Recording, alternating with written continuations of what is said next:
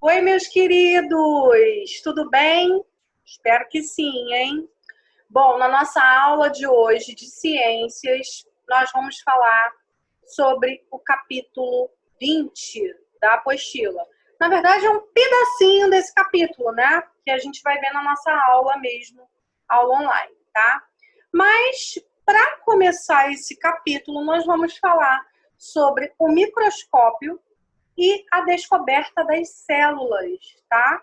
O microscópio aí que foi um aparelho, um equipamento importantíssimo para que essa descoberta acontecesse, tá? Então, a nível de curiosidade, né? O microscópio ele foi descoberto por dois irmãos holandeses, tá? Hans Janssen e Zacarias Janssen, em 1590, tá bom? O primeiro microscópio, olha aqui, ó, que foi chamado de microscópio de Janssen, tá?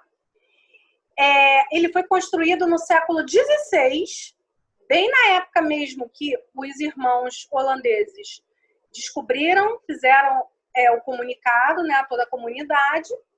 E esse microscópio, ele era formado por duas lentes e um cilindro, tá? Que fazia o distanciamento entre essas lentes e provocava o aumento no tamanho das imagens produzidas por ele, tá? E assim eles conseguiram observar minúsculas partículas, quase que não saiu, invisíveis a olho nu, ou seja, que nós nunca poderíamos observar normalmente, tá? Depois, no século XVII, já apareceu esse outro microscópio aqui, ó, tá? Esse microscópio aqui ajudou Robert Hooke a descobrir as primeiras células. Descobriu através da análise de um pedacinho de cortiça. O que é cortiça? Um tecido vegetal, tá? Então, a análise desse pedacinho de cortiça ou desse tecido vegetal no microscópio fez com que Robert Hooke descobrisse vários pedacinhos. Descobriu que essas cortiças, ou seja, esses tecidos vegetais, eles eram formados por minúsculos pedacinhos, minúsculas cavidades, que ele veio a chamar de célula, tá? Então, foi assim que ele descobriu que os seres vivos vegetais eram formados por células. Com o tempo, né, depois de um determinado tempo, outros pesquisadores passaram a pesquisar outros organismos vivos, até que se concluíssem os conceitos de célula que nós temos hoje e que nós vamos ver na nossa aula online, tá? Que é muita coisa, não dá nem para falar tudo aqui para vocês. Mas foi assim que tudo começou, tá? Então, a célula foi descoberta por Robert Hooke no século XVII, tá? Bom, depois do Robert Hooke veio Leeuwenhoek, né? No século XVII também. Leeuwenhoek também descobriu, né? Na verdade, ele utilizou um outro tipo de microscópio, que foi denominado microscópio de Leeuwenhoek, tá? E esse microscópio ele possuía apenas uma lente de vidro de aumento, tá? E esse aumento era de 200 vezes o valor da imagem. Então, quer dizer, uma única lente de aumento poderia visualizar qualquer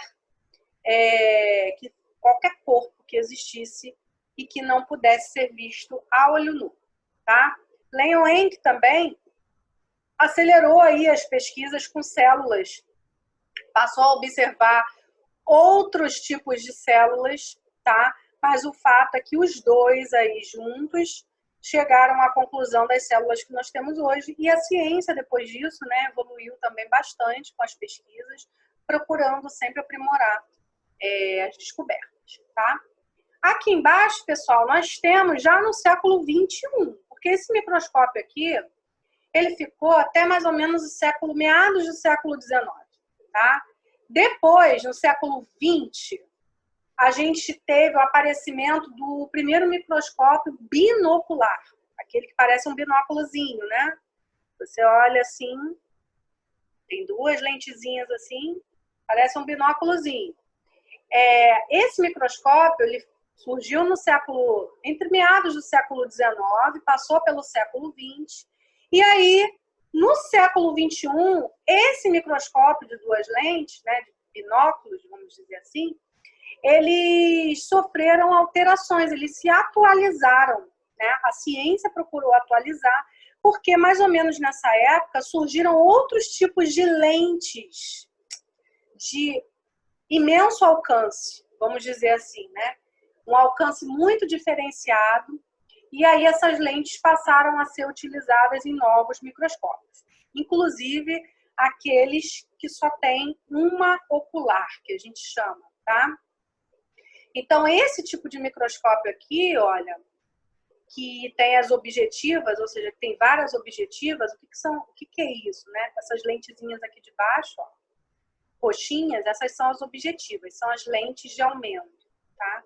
E essa aqui, a ocular, é a lente que promove para a gente o dobro do aumento da objetiva, tá? Então, a gente consegue perceber muito bem o aspecto, a forma de determinado corpo, de determinada célula. É assim que os técnicos, né, de laboratório verificam as nossas células do sangue, visualizando o tamanho, a forma, a coloração que elas apresentam, tudo através do microscópio, tá bom? E também no século XX surgiu o microscópio eletrônico. Olha aqui a maquinária que é o microscópio eletrônico, né?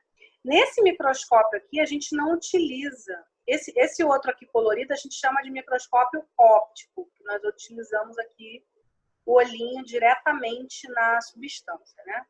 Esse outro aqui, o microscópio eletrônico, ele tem uma câmera, tá?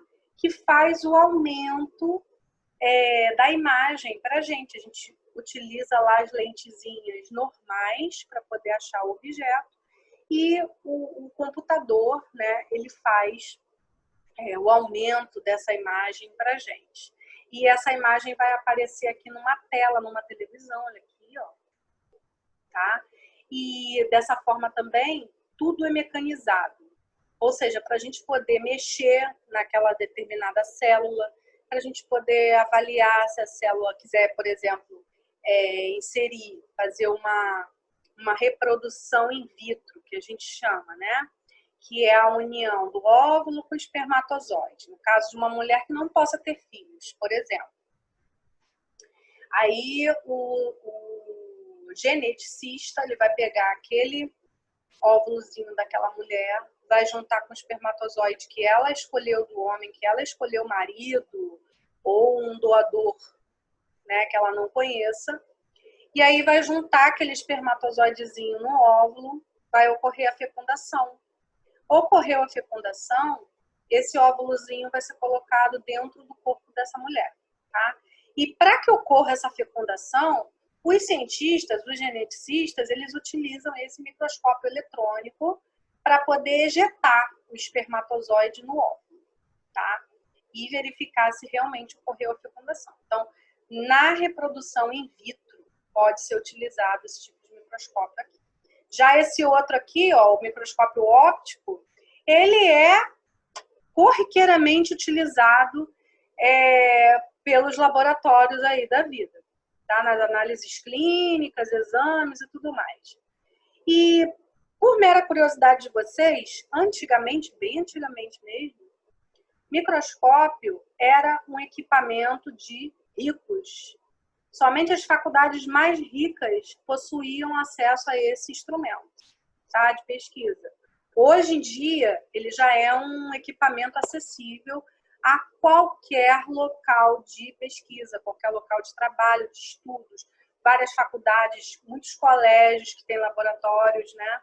Laboratórios de ciências, de biologia, possuem esse equipamento, tá bom?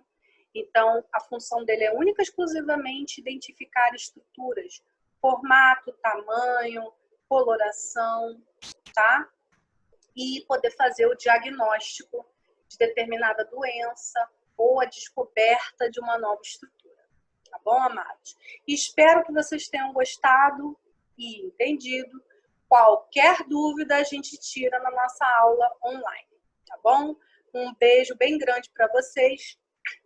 Até lá.